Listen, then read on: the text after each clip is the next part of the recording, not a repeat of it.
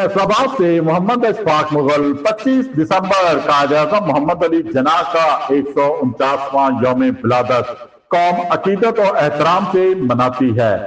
CPO Faisalabad DIG Kamran आदल ने Quaid-e-Azam day पर police line complex में केक काटा, तकरीब का इनकाद किया।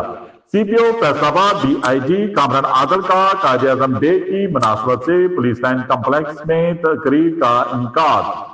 तकरीब में SSP operation Malik Tariq Mehboob, SSP investigation Abdul Wahab, SP Lyallpur town, DSP headquarter Malik Amin व दीगर पुलिस अफसरान समेत शोहदा फैमिलीज के अहले खाना ने शिरकत की। सीपीओ फैसलाबाद ने तकरीब से खिताब करते हुए कहा कि आज हम कायद-ए-आज़म मोहम्मद अली जिन्ना की मेरास को खराज तहसीन पेश करते हैं, जो पाकिस्तान के बानी और एक अजीम रहनुमा थे। इनकी मेहनत, मजबूत अज़म और इत्तेहाद, यकीन और तंजीम का पैगाम हमें हर दिन रहनुमाई देता है।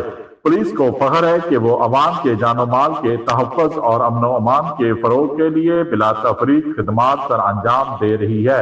कायद-ए-आज़म के असूलों पर अमल पैरा होकर हम एक बेहतर और महफूज पाकिस्तान के लिए अपने फ़राइज़ की खातिर जान की परवाह न करने के अज़म का अदा करते हैं।